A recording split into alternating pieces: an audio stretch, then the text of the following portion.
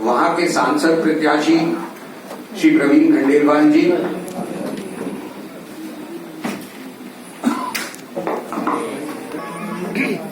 दिल्ली प्रदेश Bharatiya Janata party के स्वनामधन्य अध्यक्ष श्रीमान वीरेंद्र सचदेवा जी, मीडिया प्रभारी श्री प्रवीण कपूर जी और मुझ सहित यहाँ पर बैठे सातों लोकसभा प्रत्याशी, सबसे पहले तो मैं ये विश्वास दिलाना चाहता हूँ कि हम सातों प्रत्याशी मिलकर के दिल्ली के भविष्य को और दिल्ली के विकास को अपनी पूरी ताकत से अपने अपने क्षेत्रों में संभालेंगे, ताकि दिल्ली का एक समग्र विकास हो सके और एक दूसरे के साथ तालमेल करके हम दिल्ली को एक अच्छा शहर बनाने में अपनी सहभागिता देंगे। चांदनी चौक लोकसभा क्षेत्र ऐतिहासिक दृष्टि से मिली जुली संस्कृति का क्षेत्र है, देश की सांस्कृतिक सभ्यता का क्षेत्र है और निश्चित रूप से क्षेत्र का जो क्षेत्रफल है वो इतना बड़ा है और अनेक प्रकार की समस्याएं चांदनी चौक की विशिष्टता के बावजूद अभी भी बरकरार है। तो पिछले 10-15 दिनों में जिस प्रकार से हम लोगों ने, भाजपा कार्यकर्ताओं ने मिलकर के बहुत सारे क्षेत्रों में हम गए, तो सबसे पहले हमें ये समझ में आया कि माननीय प्रधानमंत्री जी द्वारा एक कार्यक्रम शुरू किया गया था, आपका सांसद आपके द्वार। उस कार्यक्रम को हम चांदनी चौक लोकसभा में शुरू करेंगे और हमने ये आश्वासन दिया है, ये वचन दिया है कि चांदनी चौक का सांसद चांदनी चौक के हर क्षेत्र में सार्वजनिक स्थान पर बैठेगा। अगर मैं शब्दों में कहूं तो पटरी पर मेज लगा करके बैठेंगे, जिससे कि हर व्यक्ति के लिए सांसद सुलभ है। इसके साथ साथ जैसा मैंने आपसे कहा कि चांदनी चौक लोकसभा क्षेत्र संस्कृति और सभ्यता की विरासत का केंद्र है, तो बहुत जरूरी है इस संस्कृति और सभ्यता को बनाए रखना। तो उसके लिए मेरे क्षेत्र में यमुना बाजार पर हम संस्कृति संरक्षण केंद्र बनाएंगे और न केवल चांदनी चौक की संस्कृति, अपितु पूरे देश की संस्कृति जो चांदनी चौक में परिलक्षित होती है का भी दर्शन उस केंद्र में होगा। चांदनी चौक लोकसभा देश की वो लोकसभा है जिसमें 150 से ज्यादा थोक बाजार है जो पूरे देश को माल सप्लाई करते हैं। इस दृष्टि से इसको व्यापारिक क्षेत्र भी कहा जाता है। लेकिन दिल्ली के मुख्यमंत्री श्रीमान अरविंद केजरीवाल ने 2-3 वर्ष पहले दिल्ली के 5 बाजारों के सौंदर्यीकरण की बात कही थी, लेकिन एक कागज भी आज तक नहीं गिरा है। हमने ये तय किया है कि आने की सांसद बनने के बाद 100 दिनों में चांदनी चौक, काली बावली, चौड़ी बाजार, सदर बाजार, मॉडल टाउन, कमला नगर जैसी मार्केटों का समग्र सौंदर्यीकरण होगा और इन बाजारों में डेवलपमेंट इंफ्रास्ट्रक्चर का इस तरीके से होगा जिससे ज्यादा से ज्यादा लोग,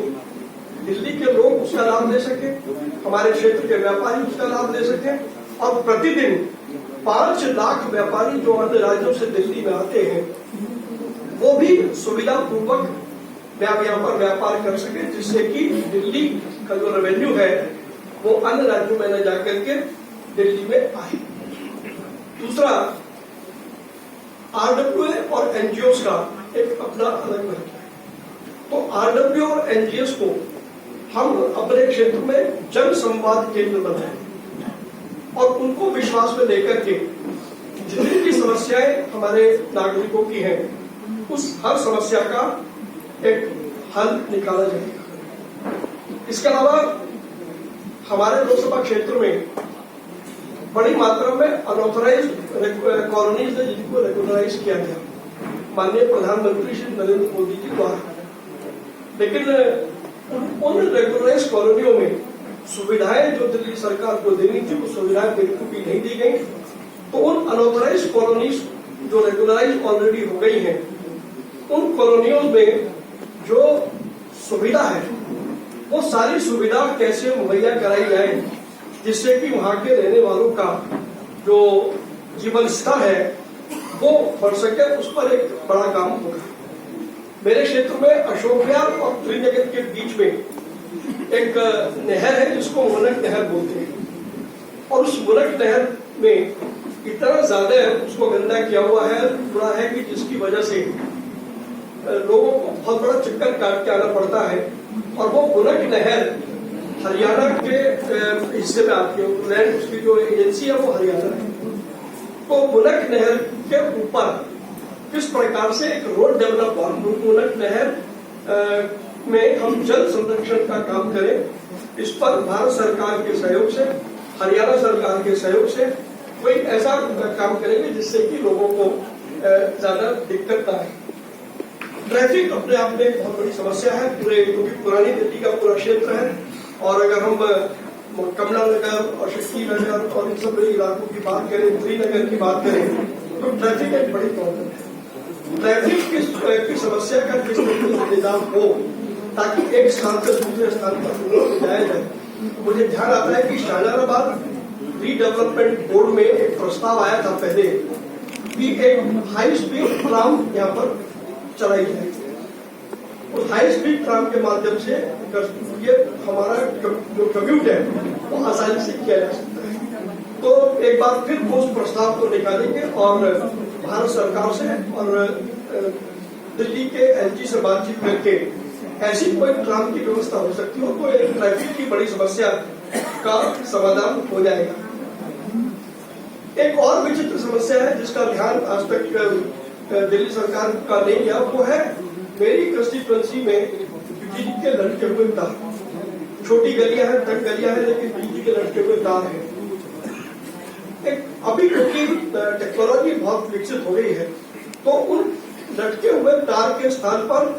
बिजली की सप्लाई के लिए अंडरग्राउंड तार हो जाए और उसका मॉनिटर अलग अलग जगह पर लग जाए, तो इस समस्या से मेरी कंस्टिट्यूएंसी के लोगों को एक बहुत बड़ा फायदा हो सकता है। इसके ऊपर भी हम बात करेंगे। और अंतिम जो अभी फिलहाल वरीयता में है वो है जीटी करनाल रोड पर एक मेट्रो का काम चल रहा है, वो थोड़ा रफ्तार उसकी कम है, तो कैसे उसकी रफ्तार बढ़ा करके हमारे कंस्टिट्यूएंसी के लोगों को सुविधा दी जाए, इस पर भी हम विचार करेंगे। तो ये हमारी वरीयताएं हैं जो हमने आपके साथ आज डिस्कस करें।